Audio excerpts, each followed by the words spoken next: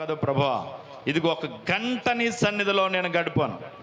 1 గంటకు తగిన 1000 గంటల ఆశీర్వాదాన్ని నాకు కావాలి.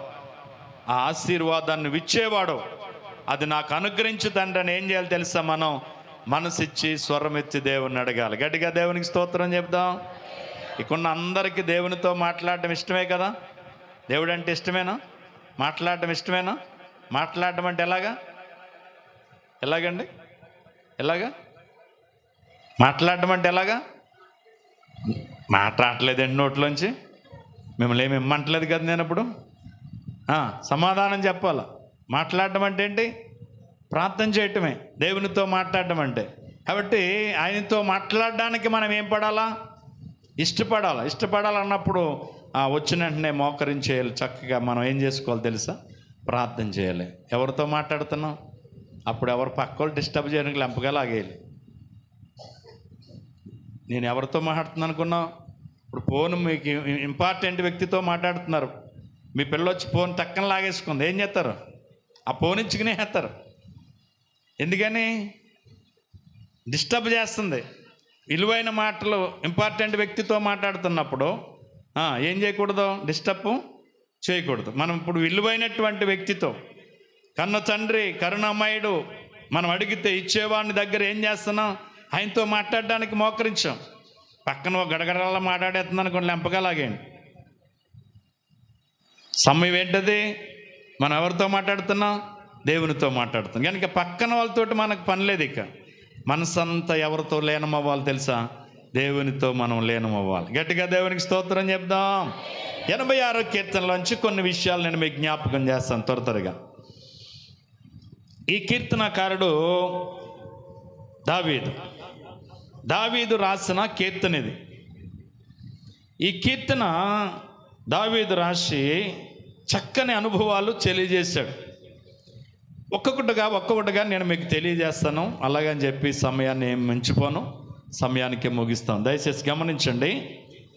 దేవుని సన్నిధికి వచ్చిన మనం ఎలాగూ దేవునికి ప్రార్థన చేయాలి. మొదట ఈ సత్యాన్ని మనం ఎరగాలి. దేవుని దగ్గర ప్రార్థన చేయడానికి, మొర్రపెట్టడానికి, లేక మనవి చేయడానికి మోకరించే మనం ఏ మనసుతో మోకరించాలి?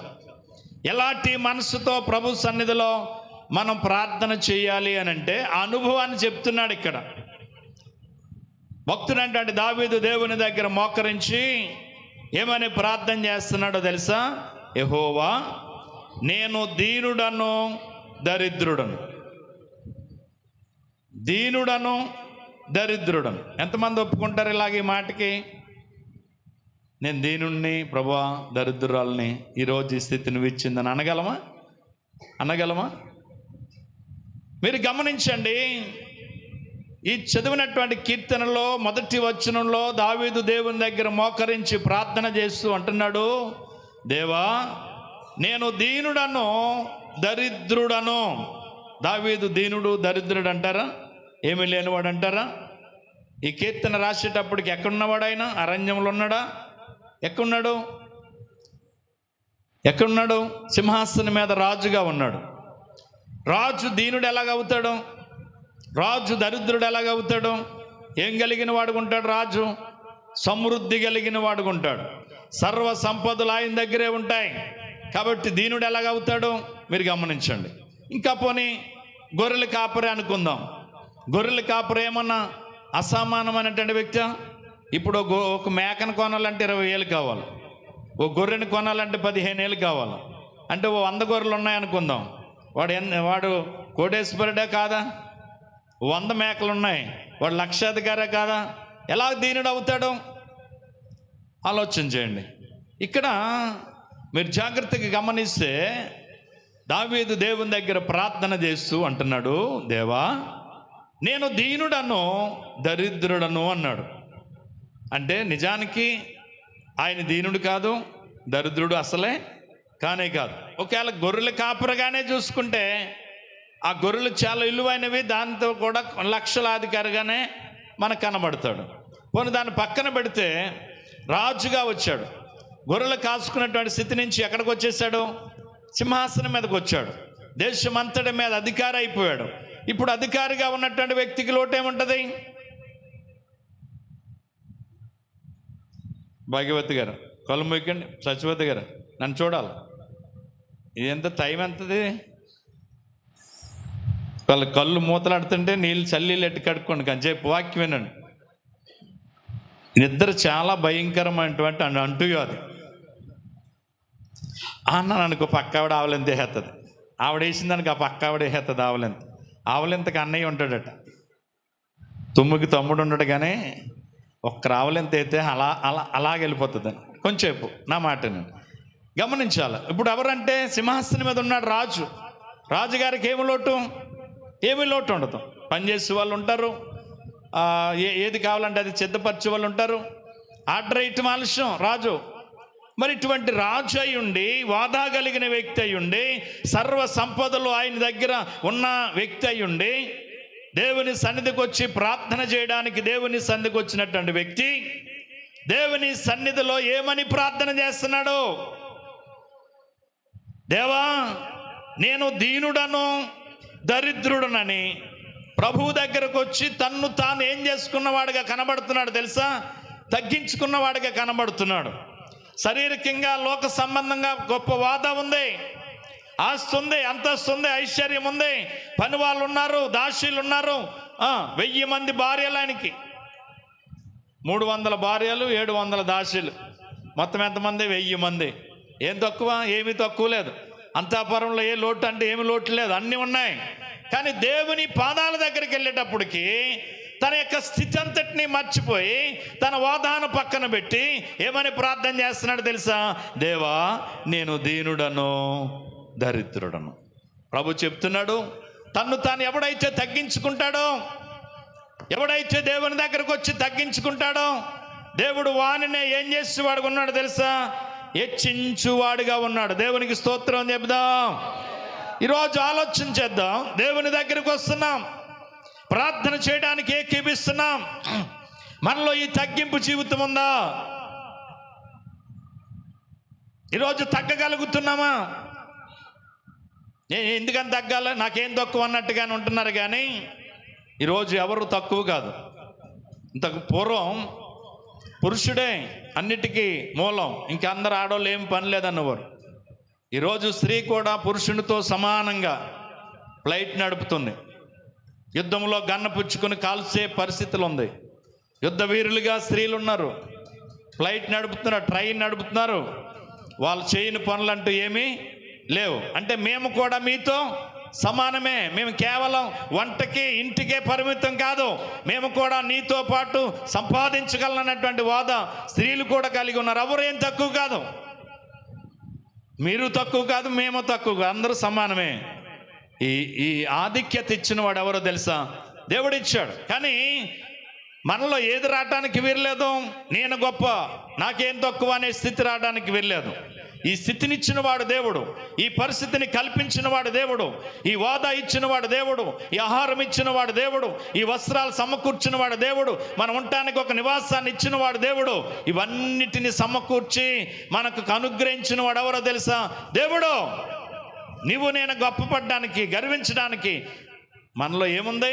ఏం చేయగలం? ఒకే ఒక పని చేస్తున్నారు, తల మెరిసిపోగానే రంగేస్తున్నారు, నల్లటి రంగు. అంతకంటే ఇంకేం చేయలేరు. ఇక్కడ రాలకుండా ఆఫ్ చేయండి చూద్దాం. ఈ తలలో ఎండ్రికలు రాలకుండా ఆఫ్ చేయగలిగిన దమ్మున్న వాళ్ళు ఎవరైనా ఉన్నారా? ఆశ్చర్య చెప్పాలి, ఉంటే చెప్పండి. ఉన్నారా? తెల్ల ఎంటికి కనబడకుండా నల్ల రంగు వేయగలుగుతున్నారేమో తప్ప ఏమీ చేయలేం మనం. ఏమవుతుంది? ఏమవుదు, మన వల్ల ఏమి కాదు. ఈ స్థితి ఇచ్చింది ఎవరో తెలుసా? దేవుడే. ఈ సత్యాన్ని ఎరగాలి మొదట మనం. ఇది మనకి, నాకు ఇచ్చిన దేవుడు, ఈ స్థితి దేవుడు ఇచ్చాడని సత్యాన్ని నువ్వు ఎరగగలిగితే నీ జీవితంలో ఎప్పుడు ఏం రాదో తెలుసా? నాది, నేను అనేటువంటి మాటలు ఎట్టి పరిస్థితిలో నువ్వు ఉచ్చరించలేవు. కాబట్టి ఆలోచన చేయండి. గొర్రెలు కాసుకునేటువంటి వ్యక్తిని, గొర్రెల దొడ్డులోను ఉన్నటువంటి వ్యక్తిని పిలిచి ఇశ్రాయేలుకు రాజుగా చేసినోడు ఎవరండి? యెషయా ఇంటికి వెళ్ళి యెషయా కుమారులు ఒకరిని అభిషేకించమని సమూయేలును పంపినోడు ఎవరు? యెషయా వెళ్ళి, అయ్యా మా కొడుకుని ఒక్కడిని, 7 ఎనమండుగురు కొడుకులు నాకు చాలా మంచోళ్ళు, వీళ్ళందరిలో ఎవరిని ఒకరిని ఇశ్రాయేలు దేశానికి రాజుగా చేయమని ఎవరు నన్ను అడిగాడు యెషయా? ఎవరు అవన్నీ కలగజేసుకున్నవాడు? ఎవరు చెప్పాలి, మాట్లాడాలి. మీరు వచ్చు కదా మాటలు. ఎవరండి? యెషయా ఇంటికి సమూయేలుని వెళ్ళమన్నవాడు ఎవరు? దేవుడు. మీ కుమారుల్లో ఒకరిని రాజుగా అభిషేకించమని చెప్పిన వాడు ఎవరు? దేవుడే. ఒక్కొక్కరిని కేకేస్తుండే, ఈడొద్దు అని అందరినీ తిరస్కరించి కడసారపు వాడు ఏంటండి, గొర్రెలు కాసుకునేటువంటి వ్యక్తి గురించి ఏం చెప్పాడు దేవుడు? చెప్పాలా, ఏం చెప్పాడు? నేను కోరుకున్నవాడు ఇతడే, అల్లవరిని నేను కోరలేదు, అల్లవరు నాకు వద్దు, నాకు కావలసిన వాడు ఇతడే అని చెప్పి పేరు పెట్టి ఎంచుకుని ఎన్నిక చేసుకుని దావీదుని దేవుడు ఏం చేసుకున్నాడు తెలుసా? ఇశ్రాయేలుకు రాజుగా అభిషేకించాడు. గట్టిగా దేవునికి స్తోత్రం చెప్దాం. హల్లెలూయా. కాబట్టి ఆ ఆధిక్యత ఇచ్చిన వాడు దేవుడు. గొర్రెలు కాచుకునే స్థితి నుంచి ఇశ్రాయేలును కాచే స్థితికి తీసుకొచ్చిన వాడు దేవుడు. ఇది ఎరిగినటువంటి వాడు దావీదు. అందుకే మనసారా ఎవరికి స్తుతి తెలుసా? దేవునికే స్తుతి. రాజు ఇంట్లోనికి వెళ్ళి మోకరించి అతడు ప్రార్థన చేసినట్టుంటది. సమూయేల గ్రంథంలో మనం చదువుతూ ఉంటాం. 7 అధ్యాయం 18 వచనంలో, మీరు చదవద్దులే కానీ చూడండి, అక్కడ ఏం రాయబడ్డది? రాజు ఇంట్లోనికి వెళ్ళి యెహోవా సన్నిధిని కూర్చుని ఇలాగున మనము చేసినాం, మా ప్రభువా యెహోవా, ఇంతగా నీవు నన్ను హెచ్చించుటకు నేనెంతటి వాడనో, నా కుటుంబము ఎపాటిది. గట్టిగా దేవునికి స్తోత్రం చెప్దాం. వాళ్ళ ఇంట్లోనే ఎన్నిక లేనోడు. వాళ్ళ తండ్రి ఏమన్నాడు? ఆయన్ని ఉన్నాడండి కరసాడిపోడు ఒకడు, ఆడు గొర్రెలు కాసుకుంటున్నాడు. అంటే ఎంత చిన్నగా మాట్లాడాడు అంటే, ఇంట్లో కూడా ఏమి లేనివాడు, ఎన్నిక లేనివాడు, గౌరవం లేనివాడు. బడికి వెళ్ళలేదు, అచ్చరం ఒక్క రాదు, చెప్పోలే ఏదో గౌరవులు అంటారు అన్నయ్యోళ్ళు. ఎందుకంటే వాళ్ళు మిలిటరీలో జాబ్ చేస్తున్నారు, ఈడేం చేస్తున్నాడు? గొర్రెలు కాసుకుంటున్నాడు. కాబట్టి ఇంటిలో గౌరవం లేదు, ఇదిలో గౌరవం లేదు. కానీ అతన్నే దృష్టించినోడు దేవుడు. గట్టిగా దేవునికి స్తోత్రం చెప్దాం. అందుకని అంటున్నాను, నా కుటుంబం ఎప్పటిది, నేను ఎప్పటి వాడిని ప్రభువా, ఇదంతా నీవిచ్చిందే కదా అని. అందుకే నేను దీనుడను దరిద్రుడను, చెవియొగ్గి ఏం చేయాలా? నాకు ఉత్తరం ఇమ్ము అన్నాడు. నాకు ఉత్తరం ఇమ్ము. ఎవరని? నేను నీ భక్తుడను, నేను దీనుడను దరిద్రుడను. ఎంతగా తగ్గించుకున్నాడండి రాజు అయ్యుండి. మనకి ఏ వాదం ఉంది? మనం కేకేస్తే ఎవడన్నా వస్తాడా? మనం పిలిస్తే ఎవడన్నా పలుకుతాడా? నేను కేకేస్తే 10 మంది వస్తారంటానికి ఆ వాదం మనకేమైనా ఉందా? ఏమీ లేదు. అయినా కానీ మనమే గొప్ప అనుకుంటాం, నా అంత గొప్ప వాళ్ళు లేరు అనుకుంటాం. అందుకని మనం ఏమవలేకపోతున్నాం? తగ్గలేకపోవటం వల్ల ఏం చేయబడుతున్నాం? తగ్గించబడుతున్నాం. ఈరోజు మనం తగ్గించబడేవారుగా కాదు, దేవుడు ఉన్నతమైన స్థితికి తీసుకెళ్లాలని ఆశపడుతున్నాడు. నీ ఎడల ఆయనకు ఒక ప్రణాళిక ఉంది, నీ ఎడల ఆయనకు ఒక ఉద్దేశం ఉంది. నిన్ను ఒక ఉన్నతమైన స్థానంలో ఆయన చూడాలని ఆశపడుతున్నాడు. అలాగైతే నువ్వు ఏం చేయబడాలి తెలుసా? ప్రభు పాదాల దగ్గరకు వచ్చి నువ్వు తగ్గించుకోగలిగితే నిన్ను ఆయన హెచ్చించబోతున్నాడు. గట్టిగా దేవునికి స్తోత్రం చెప్దాం. హెచ్చించబడాలనుకునే ప్రతి ఒక్కరు, దీవించబడాలనుకునే ప్రతి ఒక్కరు, ఆశీర్వాదం పొందాలనుకునే ప్రతి ఒక్కరు, దీవెనకరంగా మార్చబడాలనుకునే ప్రతి ఒక్కరు, మీరు చేయ పనులన్నీ దీవెనకరంగా మార్చబడాలనుకునే మీరందరూ కూడా ప్రభు పాదాల దగ్గరకు వచ్చేటప్పటికి తగ్గండి. దేవుడు మిమ్మల్ని ఏం చేయబోతున్నాడు తెలుసా? హెచ్చించబోతున్నాడు. ఆమెనంటారేమనుకున్నాను. ఎంతవరకు క్రైస్తవులను అడిగి చెప్పించుకోవాలండి? ఎప్పుడైతే ఆశీర్వాదకరమైన మాట రాగానే ఆమెనన్నా అలా నా జీవితంలో జరుగుగాకని. దేవునికి స్తోత్రం చెప్దాం. హల్లెలూయా. ఈయనలో ఉన్న అనుభవాలు ఒక 4-5 మీకు జ్ఞాపకం చేస్తాను. కీర్తనలో నేను పొద్దుట తెల్లారగట్ల లేచి 3 గంటలకు ప్రార్థన చేసుకుని తర్వాత వాక్యాన్ని చదివచ్చాను నేను. అందుకని ఇందులో కొంచెం అనుభవాలు మీకు చెప్పాలని ఆశ. ఆయనలో ఉన్న అనుభవాలు ఏంటి తెలుసా? ఒకటి, ఆయన తను తాను ఏం చేసుకున్నవాడు? తగ్గించుకున్నాడు. రెండవది అంటున్నాడు, నేను నీ భక్తుడను. ఎవరు భక్తుడు? చాలామంది భక్తులు ఉంటారు కదండి.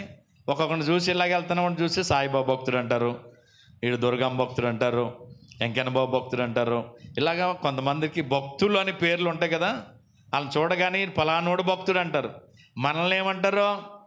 యేసుబాబు భక్తుడు, అయ్యబాబు యేసుబాబు బిడ్డలు అంటారు మనల్ని. అన్యులు కదా అంటారు. మిమ్మల్ని ఎవరైనా మిమ్మల్ని అనరులే కొంతమందిని, ఎందుకంటే మీరు అల్లా ఒకలాగా ఉండిపోతారు కాబట్టి మిమ్మల్ని అంటారా?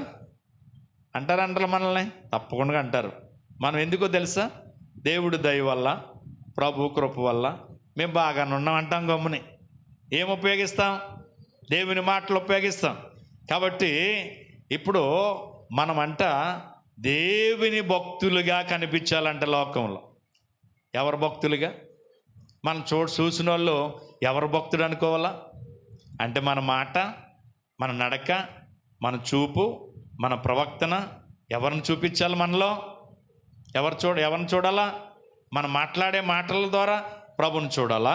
మనం నడిచే నడకలో ప్రభుని చూడాలా? మనం ప్రవర్తించే ప్రవర్తనలో ఎవరు కనబడాలా? ప్రభువే కనబడాలా. అందుకని మనం ఎవరు భక్తులుగా ఉండాలా? దేవుడు భక్తులుగా ఉండాలా. దావీదు ఎవరు భక్తుడంట? ఎవరు భక్తుడు? దేవుని భక్తుడు. నేను ఎవరిని? నీ భక్తుడను. నా ప్రాణమును ఏం చేయము? కాపాడుతండి. నేను నీ భక్తుని కదా, నువ్వు నన్ను, నా ప్రాణమును ఏం చేయాలా? కాపాడ. 91వ కీర్తన 10వ వచనం, నీకు అపాయమేమీ రాదు, ఏ తెగులు నీ గుడారమును సమీపించదు, నీ మార్గములన్నిటిలో నిన్ను కాపాడుటకు నిన్ను గూర్చి తన దూతలకు ఆజ్ఞాపించును, నీ పాదములకు రాయైనను తగలకుండగా వారు తమ చేతుల మీద నిన్ను ఎత్తి పట్టుకొందురు. దేవునికి స్తోత్రం చెప్తాం. హల్లెలూయా. నువ్వు భక్తుడిగా ఉంటే నిన్ను కాపాడడానికి ఎవరికి ఆజ్ఞాపిస్తాడంటే దేవుడు? ఎవరికి ఆజ్ఞాపిస్తాడట? దూతలకు ఆజ్ఞాపిస్తాడట. దూత వచ్చి నిన్ను కాపాడుతుందట. నాకు కర్ణాటక నుంచి ఒక ఆయన మెసేజ్ పెట్టాడు, నేను చూపిస్తాను కాబట్టి మీరు సెల్ చూసుకోండి. ఏంటంటే, ఒక వ్యక్తిని సైతాన్ని ఎన్ని విధాలుగా శోధిస్తాదో అక్కడ దేవదూత ఆ వ్యక్తి దగ్గర ఉండి ఎలా రక్షించిందో ఒక 5-6 సింబల్ ఉన్నాయి. మొట్టమొదటిగా అది సైతాను ఎలాగొస్తుందో, తర్వాత ఏ విధంగా శోధించడానికి వస్తుందో, 5-6 రకాలు, కుక్కలాగా, మండ్రకప్పలాగా, ఆ తర్వాత ఒక పెద్ద పక్షిలాగా, ఇలాగా ఒక 5-6 రకాలుగా ఒక వ్యక్తిని శోధిస్తుందట. ఆ వ్యక్తిని శోధిస్తే అక్కడ ఆ అమ్మాయి వాక్యం చదువుకుంటుంది, ఏమీ తెలియదు తనకి. కానీ ఒకరి తర్వాత ఒకరు సర్పంలాగా కాటేయడానికి, కుక్కలా కరవడానికి, గెద్దలాగా అలా పొడిచేయడానికి ఇలాగా తన దగ్గరికి వస్తూ ఉన్నాయన్నమాట. తన వెనకాల దూత ఏం పట్టుకుని ఉంది? పెద్ద ఖడ్గం పట్టుకుని ఉంది. తన వాక్యమే చదువుకుంటా ఉంది. కానీ అమంతంగా సర్పం వచ్చి ఇలాగనేటప్పటికి ఆ కత్తిచ్చుకుని సర్పాన్ని ఏం చేస్తుంది? నరుగుతుంది. అది వెంటనే తగులు పడిపోయింది, కుక్క తగులు పడిపోయింది. అక్కడ అపవాది ఇలాగా ఒకరితో ఆఖరి క్షణంలో అపవాది పెద్ద ఖడ్గం పట్టుకుని ఇలాగ నరికేద్దామని, నెత్తి మీద వేద్దామని వచ్చేటప్పటికి ఆ దూత మొత్తం దాన్ని తన ఖడ్గం ఇలాగిస్తరుగానే ఒకసారిగా అది కూరబడిపోయి తగులబడిపోద్ది. అన్నీ జరుగుతున్నా తనకేమీ తెలియదు, వాక్యమే చదువుకుంటా ఉంది. అంటే తన యందు భయభక్తులు కలిగిన వారి చుట్టూ ఆయన దూత కావల ఉండి వారిని ఎలాగ రక్షిస్తాదో అనడానికి అది దృశ్యం అన్నమాట. ఆ ప్రార్థన నాకు చూపిస్తాను, మీరు చూడండి ఏ విధంగా సైతాన్ని మనల్ని శోధిస్తుందో. కాబట్టి మనం భక్తుడిగా ఉంటే, భక్తుడిగా మనం భక్తిని కాపాడుకోగలిగితే, భక్తిని మనము చేయగలిగితే దేవుడు తన దూతకు ఆజ్ఞాపిస్తాడట, పాదమునకు రాయి కూడా తగలకుండగా ఆ దూత వచ్చి మనల్ని ఏం చేస్తుందని తెలుసా? కాపాడుతుందట. గట్టిగా దేవునికి స్తోత్రం చెప్దాం. రెండవది, ఎలా బ్రతకాలి సమాజంలో? దేవుడికి భక్తుడిగా మనం బ్రతకాల. మనం చూస్తున్న వాడు, రే బాబు మీ గుడికి వెళ్తున్నారు కదా, మా కొరకు ప్రార్థన చేయండి, మా ఇంట్లో సమస్యలుగా ఉన్నాయి, మా కొరకు ప్రార్థన చేయండి అని అందరూ మనల్ని ఏం కోరాలి తెలుసా? ప్రార్థన చేయమని సహాయం కోరాల. మనం ప్రార్థన చేసేవాడికి మేలు కలుగుద్దని వాడు నమ్మాలి. కాబట్టి అలాగ సమాజంలో మనం భక్తులుగా కనబడాలి. గట్టిగా దేవునికి స్తోత్రం చెప్దాం. మూడవది ఏంటంటే, రెండో వచనంలో రెండో లైన్ చూడండి. నా దేవా, నిన్ను నమ్ముకొని ఉన్న నీ సేవకుడను. ఎవరిని? నేను నిన్నే నమ్ముకుని ఉన్నాను. ఎవరిని? ఇప్పుడు ఈయన ఎవరిని నమ్ముకుని ఉన్నాడట? దేవుని మీదే నమ్మకం. దేవుని మీదే నమ్మకం. నీవే నా సర్వస్వం, నీవే నా ఆధారం, నీవు తప్ప నాకేమీ లేదన్నట్టుగా పూర్తిగా ఈయన ఎవరిని నమ్ముకున్నవాడట? దేవుని నమ్ముకున్నవాడు. మనం ఎవరిని నమ్మాలా? దేవుని మీదే మనం నమ్ముకుంచాలి. లోక సంబంధమైన ఏ మనుషుని మీద నమ్మొద్దు, ఏ రాజును నమ్మొద్దు, అధికారం నమ్మొద్దు అని చెప్పింది ఏంటో తెలుసా? బైబిల్ ఒకటే. మన చుట్టూన్న వాళ్ళందరూ మనల్ని నమ్మిస్తారు, కానీ సమయానికి, కష్టానికి, అక్కడికి ఎవరూ రారు. నమ్మదగిన వాడు ఒక్కడే, ఆయనే ప్రభు అయిన యేసు క్రీస్తు. దేవునికి స్తోత్రం చెప్దాం. హల్లెలూయా. ఎందుకంటే ఇక్కడ నిన్నే నేను నమ్ముకొని ఉన్నాను. పూర్తిగా మనం ఎవరిని నమ్ముకోవాలా? అందుకే ఇర్మియా గ్రంథం 17వ అధ్యాయం 5వ వచనంలో ఉంటుంది. 17వ అధ్యాయం 5వ వచనం.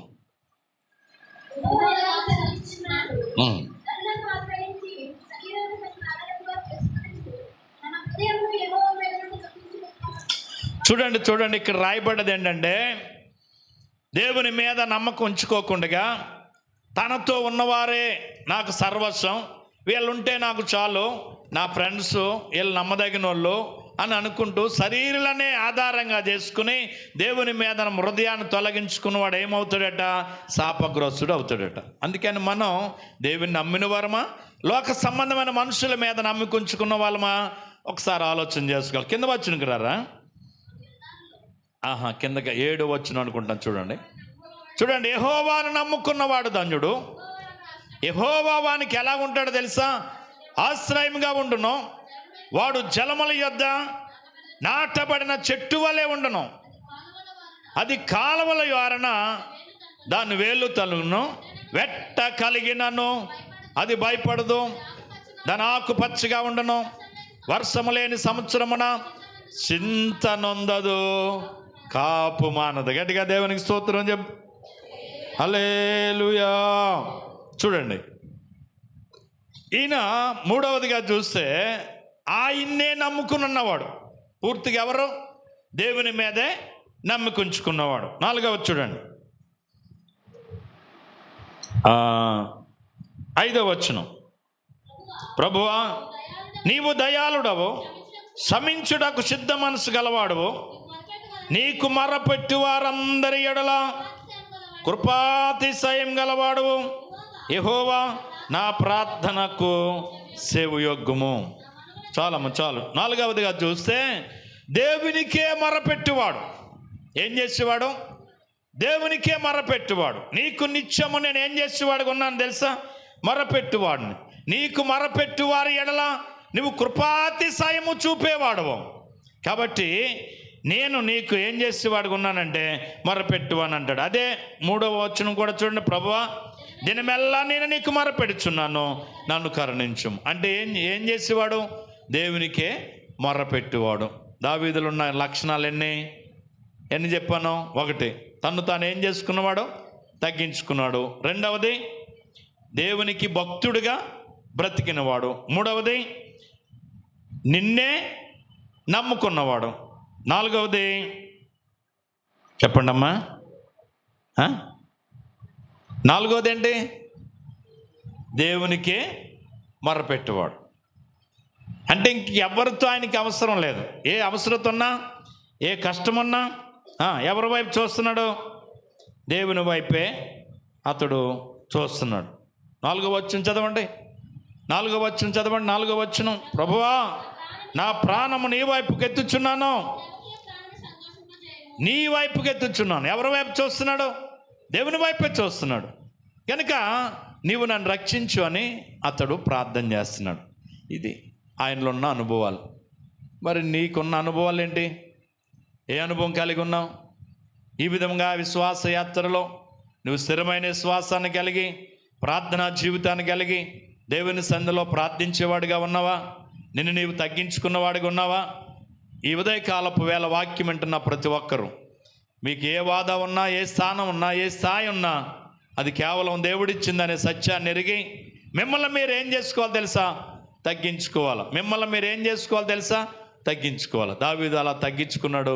దేవుని సందులో ఆయన హెచ్చించబడ్డాడు. గట్టిగా దేవునికి స్తోత్రం చెప్దాం. ఆదికాండం 18వ అధ్యాయం 27వ వచనం. ఆదికాండం 18వ అధ్యాయం 27వ వచనం.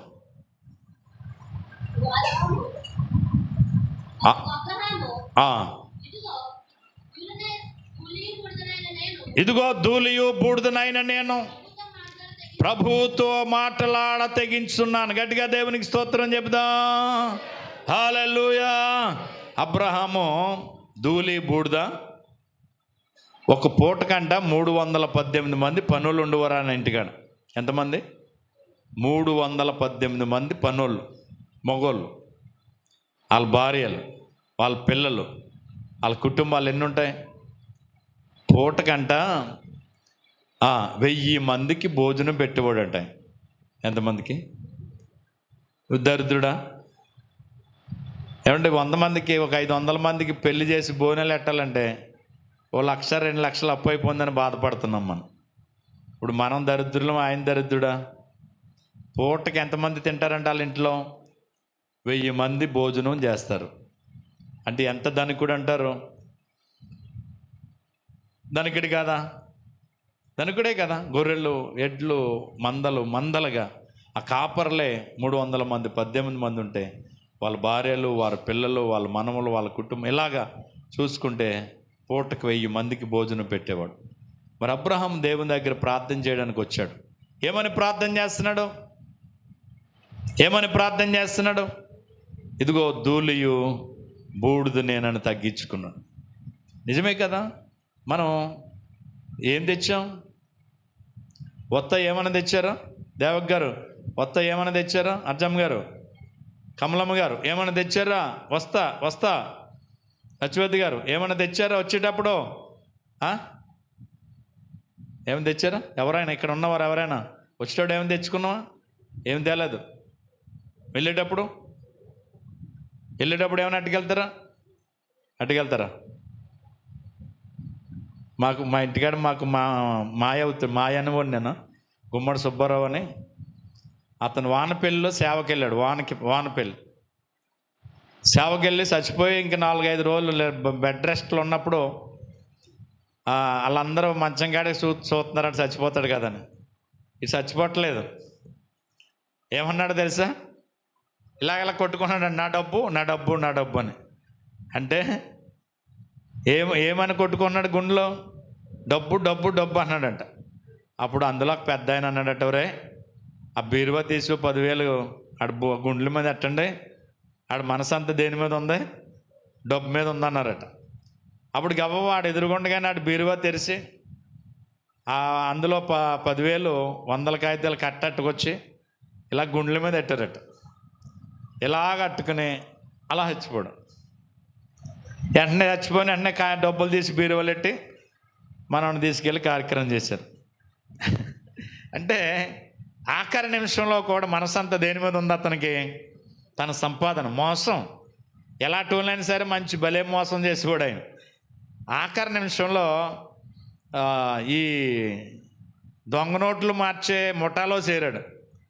అక్కడ చాలాసార్లు దొరకటం, కేసులు అయ్యాయి. ఆ విధంగా డబ్బులు ఏం చేసుకున్నాడంటే డబ్బు పిచ్చిమాట. ఆఖరికి వచ్చాడు డబ్బులు అంటూ డబ్బులు కట్ట గుండెల మీద ఎట్టగానే ఏమయ్యాడు? అప్పుడు చనిపోయాడు. ఏది పట్టుకెళ్ళలేదు. ఆ డబ్బులు తీసి బీరువాలు పెట్టేశారు. మామూలుగా ఈయన కార్యక్రమం చేశారు. అని ఎంత ఉన్నతమైన స్థానంలో ఉన్నా, మనం ఎంత సంపాదించే సంపాదన పరులమైనా, ఇది ఎవరిచ్చింది? ప్రభు ఇచ్చింది. అందుకే ప్రభు దగ్గరకు వచ్చేటప్పటికి అబ్రాహాము అన్నాడు, ఇదిగో ధూళియు బూడిదనైనా నేను ఎవరిని ధూళి బూడిదిగా ఎంచుకుంటున్నాడు. దావీదు అంటాడు, నేను దీనుడను దరిద్రుడును అంటాడు. యోబు అంటాడు, చూడండి, యోబు అంటాడు 30:19 యోబు గ్రంథం. ఆయన నన్ను బురదలోకి తోసెను, నేను ధూళియు బూడిదనైనట్టున్నాను. ఎలాగున్నాను? నేను ధూళియు బూడిదనైనట్టున్నాను అంటాడు యోబు. 42:6 చదువురా. కావు నన్ను నేను అసహించుకుని బూడిదలోను ధూళిలోను కూర్చున్నాను. ఏం పడుతున్నాను? పశ్చాత్తాపడుతున్నాను. ఎలా చేశాడు నన్ను? ధూళియు బూడిద వంటి వాడిని అంటున్నాడు. ధూళి బూడిద వంటి వాడు. మరి ఒక యూజు దేశానికి యోబు ఎవరు? గొప్పోడు. యూజు దేశానికి అతనికంటే గొప్పోడు ఎవరు లేరు. అంత ఆస్తి, అంత ఐశ్వర్యం కలిగినాడు. దేవుడి దగ్గరకు వచ్చేటాడికి ఏమంటున్నాడు? ధూళి బూడిదిగా ఎంచుకుంటున్నాడు. యెషయా గ్రంథం 6:5 చూడండి. యెషయా గ్రంథం 6:5 అయ్యో, నేను అపవిత్రమైన పెదవులు కలిగిన వాడను, అపవిత్రమైన పెదవులు కలిగిన జనుల మధ్యలో నేను నివసించువాడను. చూడండి, యెషయా ప్రార్థన చేస్తున్నాడు దేవుని దగ్గర. అయ్యో, నేను అపవిత్రమైన పెదవులు గలవాడును, నేను అపవిత్రమైన పెదవులు కలిగిన ప్రజల మధ్యలో ఉన్నాను, నేను అపవిత్రుడను, నాతో ఉన్న వారు కూడా అపవిత్రులు ప్రభువు అని తన అపవిత్రతను ఏం చేసుకున్నాడు తెలుసా? దేవుని దగ్గర ఒప్పుకున్నట్లుగా మనకు కనబడుతూ ఉంది. దేవునికి స్తోత్రం చెప్దాం. 40వ కీర్తన 17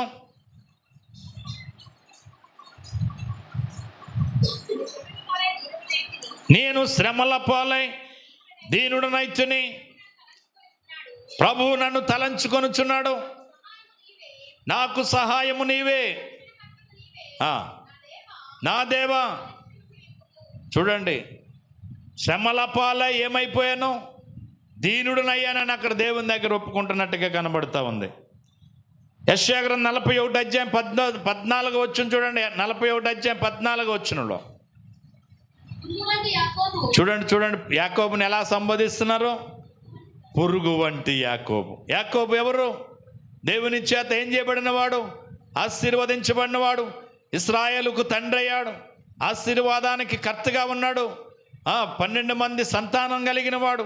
ఆ 12 మందిని దేవుడు విస్తరింపజేశాడు. ఆకాశ నక్షత్రం వలె సంతానం విస్తరింపజేశాడు.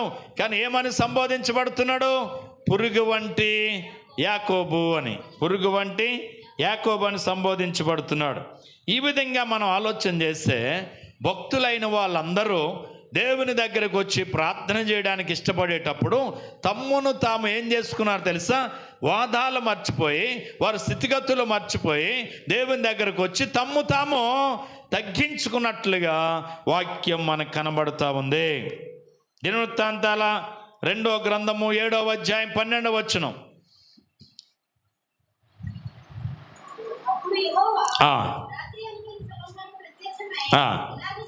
ఇలాగూ సెలవిచ్చాను, నీ విన్నపములు నేను అంగీకరించి ఉన్నాను.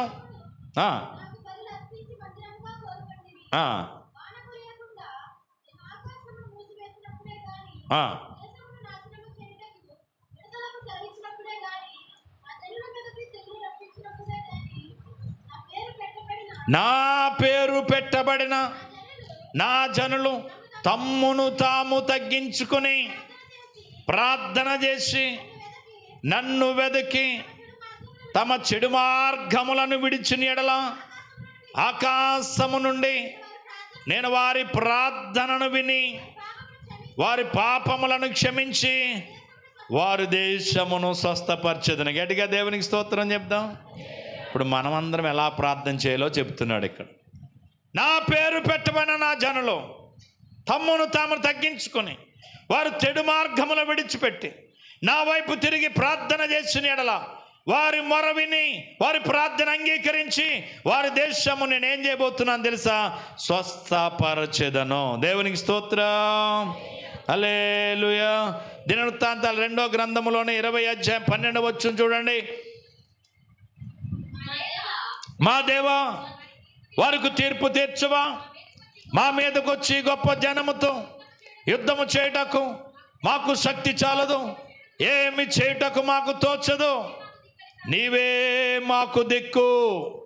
ఏమని ప్రార్థన చేస్తున్నారు అక్కడ ప్రజలు? ఏమని ప్రార్థన చేస్తున్నారు? ఏం చేయాలో మాకు తోచదయ్యా, ఏమి చేయలేమయ్యా, నీవే మాకు దిక్కు, నీవే మాకు దిక్కు, నీవే మాకు దిక్కు.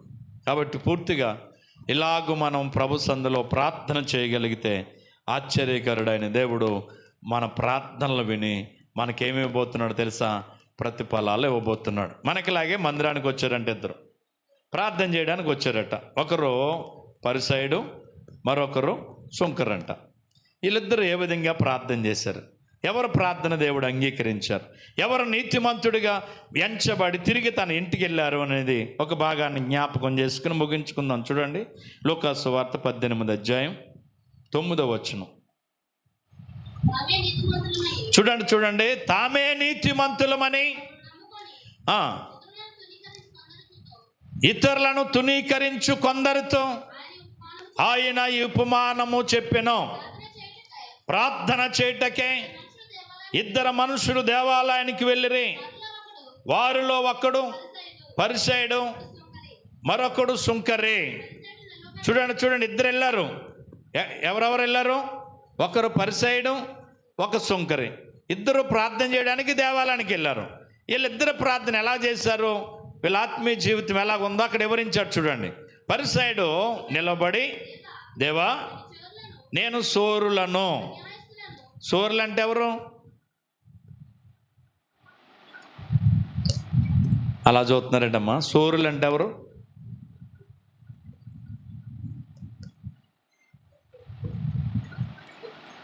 అండి ఎవరు? నాసిరావు గారు, సోరులు అంటే ఎవరు?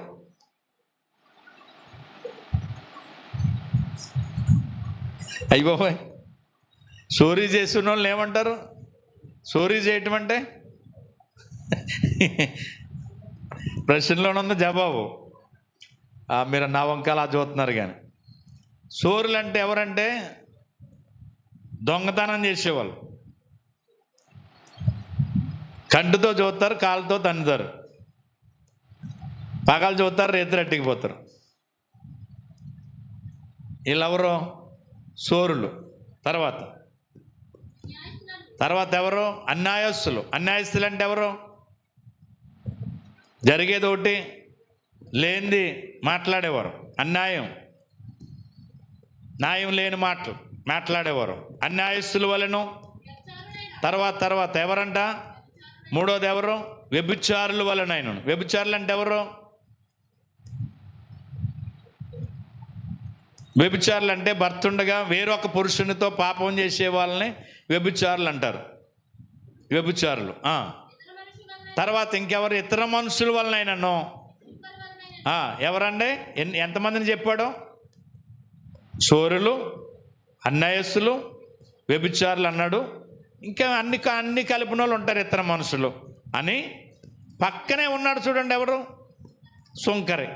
ఈ సుంకర వలన అయినను నన్ను ఉండవనందుకు నీకు స్తోత్రం అన్నాడట. రెండో ప్రార్థన ఏం చేశాడు తెలుసా? కిందకు వచ్చేటాడు. చూడండి, నేను వారానికి 2 మార్లు ఉపవాసం ఉంటున్నాను. ఎన్ని మార్లు? 2 మార్లు ఉపవాసం ఉంటున్నాను. తర్వాత నా సంపాదన అంతట్లో నేను 10వ వంతు నమ్మకంగా చెల్లిస్తున్నాను అని తనలో తాను హెచ్చించుకొని ఏం చేశాడంట? ప్రార్థన చేశాడట. ఈ ప్రార్థన అస్సలే దేవుడికి అంగీకారం అవ్వలేదట. ఎందుకో తెలుసా? మన పాపములను ఒప్పుకొని ప్రభు దగ్గర విడిచిపెడితే మీరు కనికరించబడతారు, మీరు దీవించబడతారని మోకరించండి, ప్రార్థన చేద్దామని పాస్టర్ గారు చెప్తే అందరూ అలా ప్రార్థన వాక్యానికి లోబడి, ప్రభా నేను పాపిని, ప్రభా పాపిని, ఆయన ఫలానని తన పాపంలో ఒక ఆవిడ ఒప్పుకుంటుంటే పక్కన ఆవిడ అంటుందంటే, అవును ప్రభా నిజమేనాయన ఏంటి పతి పడుతుందంట. ఈవిడేమో పాపిని ప్రభు అంటే, అవును ప్రభు నాయన నన్ను ఇలాగని ఈవిడ పాపాలు ఒప్పుకోమని ప్రార్థన చేయమని నేను ప్రార్థన చేపిస్తుంటే పక్క ఆవిడ అంటుందంట, అవును ప్రభు నిజమేనా ఆయన అంటుందంట. అంటే ఏంటి, ఈవిడ అన్నీ కరెక్టే, నిజమే, చాలా ఘోరమైన పాపి ఈవిడ అని. అంటే ఆవిడ మరి ఎవరు? ఆవిడెవరు? ఇక్కడ ఉన్న వాళ్ళు అందరూ ఎవరు? నీతిమంతులమా? నీతిమంతులమేనా? అందరం నీతిమంతులమేనా?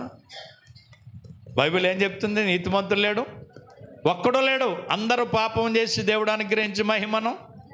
కానీ నీతిమంతులుగా మార్చినోడు ఎవరు? యేసయ్య రక్తములో కడగబడు ద్వారా, పరిశుద్ధమైన రక్తములో మనం కడగబడు ద్వారా యేసయ్య మనల్ని ఎలా మార్చాడు తెలుసా?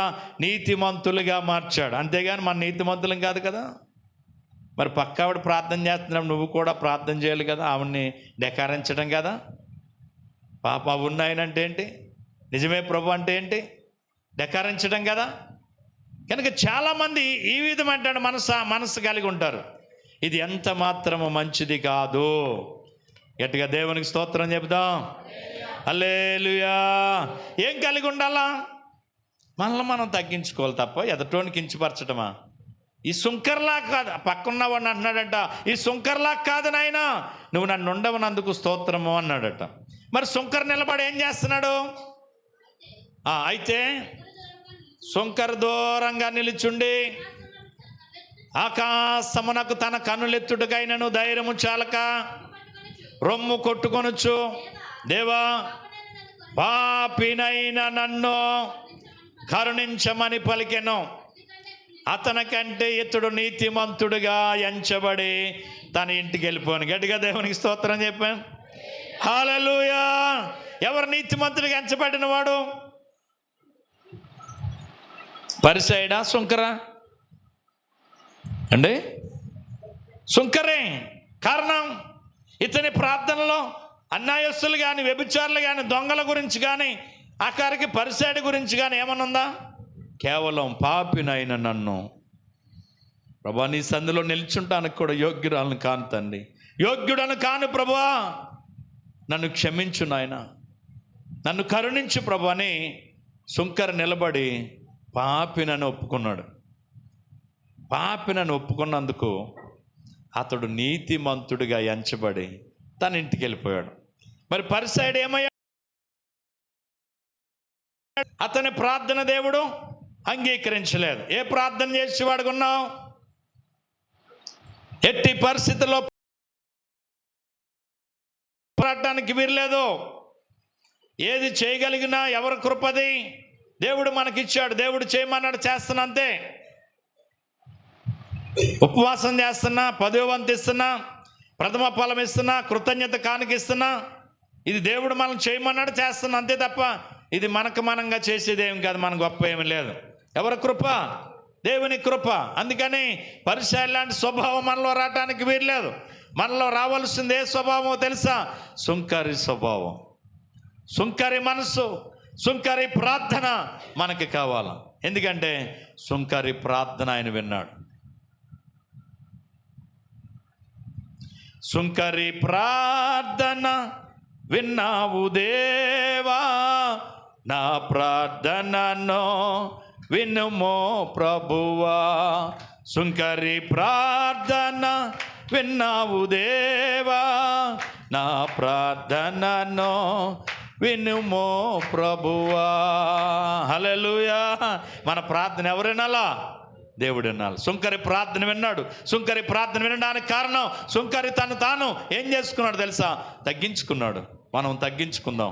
దావీదు తగ్గించుకున్నాడు, అబ్రహాం తగ్గించుకున్నాడు, యోబు తగ్గించుకున్నాడు, యెషయా తగ్గించుకున్నాడు, యెహోషాపాతు ప్రజలు తగ్గించుకున్నారు.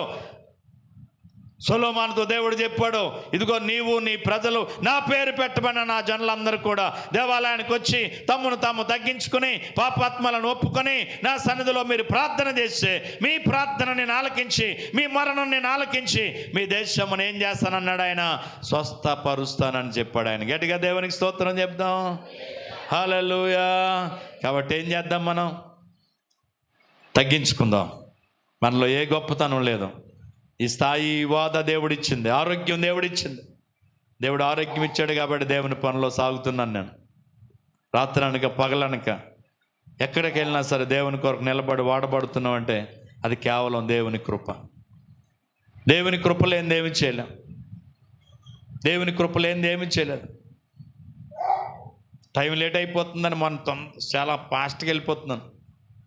ఒక్కసారిగా కుక్క అడిపోయింది నా బండిలో. నేను అల్లలేదు కానీ కుక్క అడిపోయింది. కుక్కలు వేసి పరిగెట్టిపోయింది. నేను మామూలుగా వచ్చేసాను. ఆ స్పీడ్లో పడుంటే మీరు అందరూ మా ఇంటికి వచ్చేద్దరు. 40 రోజులు ప్రార్థనలు ఉండవు. నేను అక్కడి నుంచి వెళ్తూ, ప్రభువా నువ్వు ఎంత గొప్ప దేవుడు నాయన, నీ వాగ్దానం నా జీవితంలో నెరవేర్చాం. నీ పాదమును ఒక రాయి అయిన తాగలకుండా ఎత్తుపట్టుకుంటారు అన్నట్టుగా నిజంగా పడిపోకుండా కాపాడవు తండ్రి అని అలా స్తుతిస్తూ, నిజంగా ఇసుకబడి వెళ్ళాడు. నాకు కళ్ళంటే నీళ్ళు వచ్చేస్తుంది ప్రార్థన. అలా ప్రభుని స్తుతిస్తూ వెళ్ళాను. ఎందుకో తెలుసా, నేను స్పీడ్గా వెళ్తున్నాను. కుక్క వస్తుందని నాకేం తెలియదు. ఎక్కడ ఉందో తెలియదు. రోడ్డు మీద లేదు, పరిగెట్టుకొచ్చేసింది అది ఒక్కసారిగా. కానీ సడన్గా దాన్ని గుద్దేహాను కానీ నేను పడలేదు. బండి స్లో చేసుకున్నాను జాయిగా. ఆగాను. కుక్క ఏదని చూస్తే లేదు, అక్కడ వెళ్ళిపోయింది. నేను వెళ్ళిపోయాను మళ్ళీ ప్రార్థనకి. కానీ పడుంటే నేను ఏమై ఉండేవాడిని. పడుంటే అనుకున్నాను, ప్రభువా ఇది నీ కృప కాదని. కనుక ఎన్నో ప్రమాదాలు, ఎన్నో కష్టాలు, ఎన్నో ఇబ్బందులు, ఎన్నో వ్యాధి బాధలు, దుష్టులు ఎన్నోసార్లు నన్ను కృంగజేయాలని ఎన్నో ప్రయత్నాలు, ఎన్నో ఏదో విధంగా కుంటుపరచాలని, పరిసరను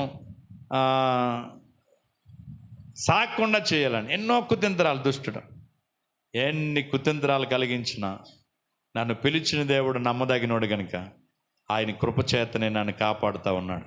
ఈరోజు ఈ స్థితి, ఈ పరిస్థితి ఎవరిచ్చిందో తెలుసా? నా దేవుడు ఇచ్చింది. గట్టిగా దేవునికి స్తోత్రం చెప్దాం. హల్లెలూయా. దేవుని కృపను బట్టి దేవుడు మాటిచ్చిన రీతిగా తన పరిసరాన్ని అంచెంచులుగా ఏం చేస్తూ వస్తున్నాడు? అభివృద్ధి పరుస్తూ వస్తున్నాడు. మరి దీనికంటే పెద్ద మందిరాన్ని మనం నిర్మించాం. ఆల్రెడీ పనులు జరుగుతూ ఉన్నాయి. మీరు అందరూ చూడబోతున్నారు.